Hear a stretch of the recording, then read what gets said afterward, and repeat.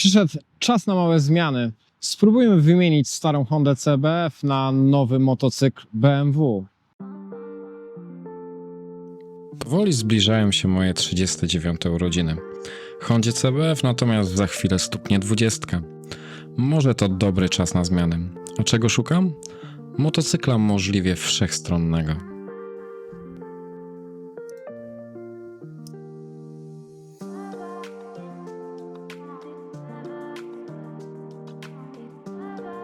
A może ten? Ten nie. Może ten. Może taki. Może taki. No. To na pewno jest ten.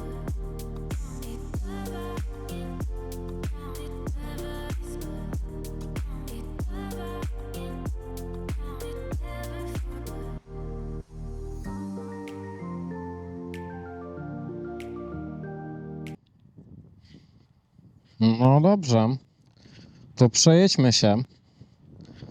Pierwszy raz w życiu motocyklem BMW, a dokładnie F800 GS, czyli taki mały GS. Nie wiem, czy właściciele GS-ów się nie obrażą za takie porównanie.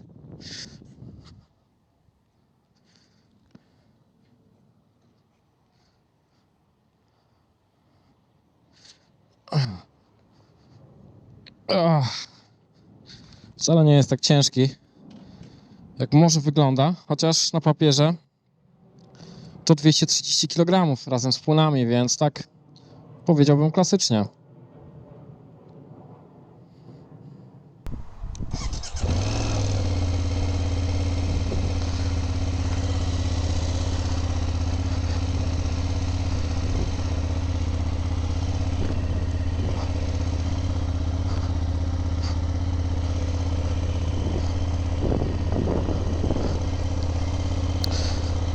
Jest tutaj lekko z górki, ale motocykl na razie sprawia dla mnie wrażenie dość lekkiego, w sensie, że mogę go przepychać, co jest całkiem spoko.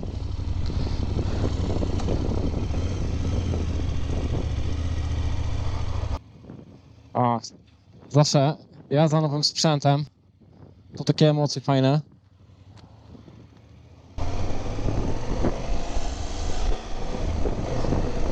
O, wyrywne! Motocykl, mimo że w nazwie ma 800, F800 GS, to tak naprawdę jest to blisko 900 cm. Jest to 900 cm pojemności silnika i wyciągnęli z tego 87 koni. To jakieś 10 więcej niż motocyklem, którym jeżdżę na co dzień. Myślę, że jeszcze więcej, bo moja ukochana Honda 77 koni miała jakieś 20 lat temu, więc teraz jest to zapewne trochę mniej.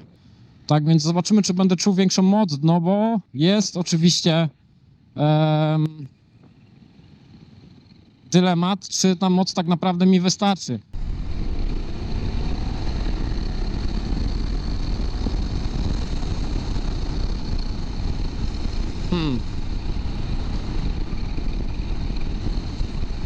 Motocykl ma zupełnie inną charakterystykę niż CBF-ka, którą jeżdżę, to znaczy ten zakres obrotów, maksymalny moment obrotowy ma między 6 a 7 tysięcy, więc tak naprawdę jest to takie liniowe oddawanie mocy i wydaje się, że całkiem fajnie przyspiesza z tego dołu. Wydaje się, że jest też całkiem elastyczny.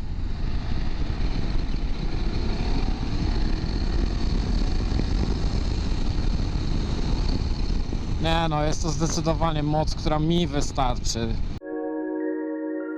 Nie chcę mówić o danych technicznych tego motocykla, trybach jazdy czy zawieszeniu, bo najzwyczajniej w świecie się na tym nie znam. Motocykle to dla mnie emocje, ale nie te wynikające z prędkości, ale podróży i możliwości ich uwieczniania. A jeśli niejako przy okazji motocykl dobrze wygląda, to czego chcieć więcej?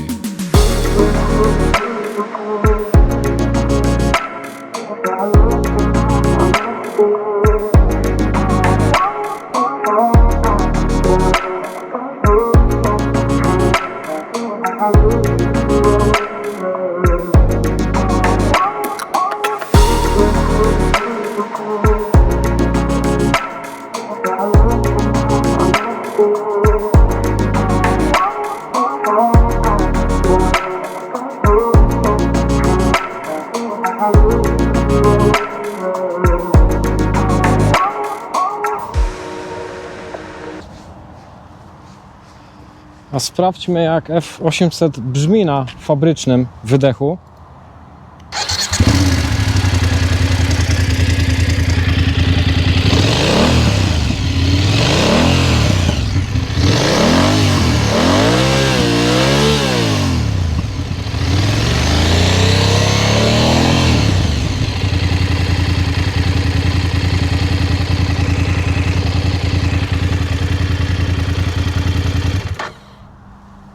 Dajcie znać w komentarzach, jeśli macie ten motocykl z jakimś innym wydechem, chętnie bym go posłuchał. No dobra, dość tego nagrywania, bo na razie tylko nagrywam, a w ogóle nie jeżdżę.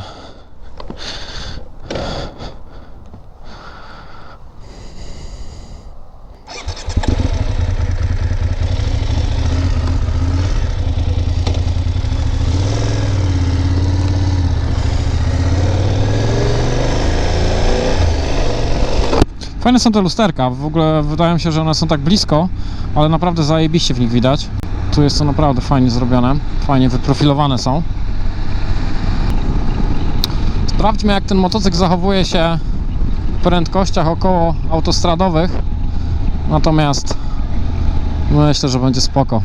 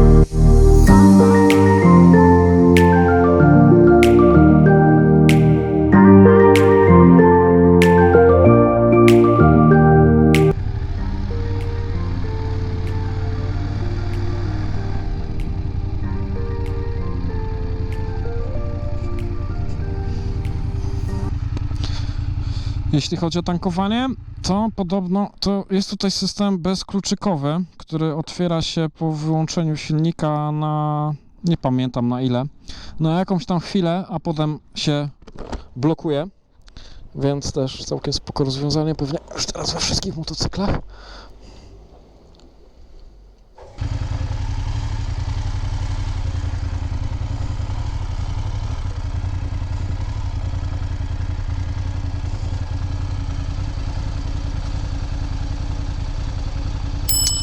Nie wiem, mam jakiś problem z jego wysprzęglaniem. Okej. Ja mam go na testy, ale tak 4,5 litra, nie? No wie pan, to tak jak autem, nie? Tam by mogło i z 7 pewnie spalić, nie? Gdyby tak grzać. 11 samochodem jeżdżę i wiem doskonale, nie? No, wszystko zależy od ręki. Pogadajmy chwilę o wzroście. Mam 173 cm, więc nie każdy motocykl jest w moim zasięgu. Natomiast na F800 czuję się całkiem swobodnie. Dodatkowo motocykl można nabyć z fabrycznie niższą kanapą.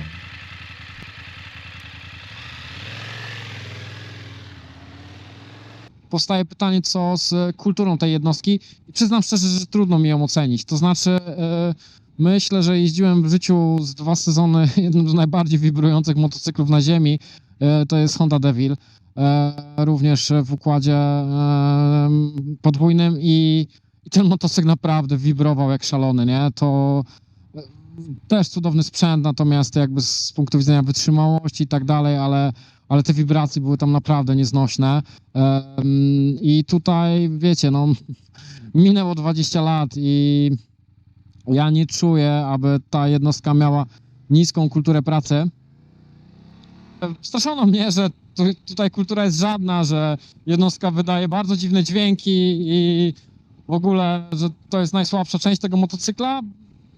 Tak jak mówię, no trudno mi to ocenić, jakby niewieloma sprzętami niestety jeździłem, a już na pewno niczym tak świeżym i nowym. Silnik produkowany jest przez austriacką firmę i składany z tego, co wyczytałem zarówno w Niemczech, jak i Austrii. Nie wiem, czy jest to jakaś gwarancja czegoś, natomiast przyznam, że w ogóle nie rozmyślam i nie planowałem żadnych chińskich sprzętów typu CF Moto i tak dalej. Kompletnie nie ufam tamtym jednostkom silnikowym. Więc jak coś wybiorę, to na pewno będzie ze stajni albo Hondy, albo BMW. Jeżdżę nim jakoś ponad godzinkę i w ogóle nie czuję drętwienia. No, musiałbym dłużej przejechać ekspresówką, żeby to przetestować, bo mam problemy po prostu z drętwiejącym nadgarstkiem na mojej CBF-ce i nie wiem, czego to jest tak naprawdę kwestia. Więc naprawdę jeździ mi się na nim świetnie. Ta pozycja jest, no mam wrażenie, dla mnie stworzona. Wysokość tego motocykla na standardowej kanapie również jest ok. Więc kurde, no co wam mogę powiedzieć, no. Zakochałem się. Jest naprawdę świetny, ale gdzież mi do obiektywizmu. Pierwszy tak naprawdę nowożytny motocykl, którym jeżdżę, więc pewnie gdybym się przejechał na czymkolwiek nowszym, to również mógłbym mówić o nim w samych superlatywach, więc traktujcie tą jazdę testową z wielką dozą dystansu. Cieszę się po prostu tą jazdą, cieszę się, że jest piękna pogoda, że mogłem sobie wypożyczyć, bo przyznam, że pomysł tego BMW wpadł mi do głowy bardzo spontanicznie.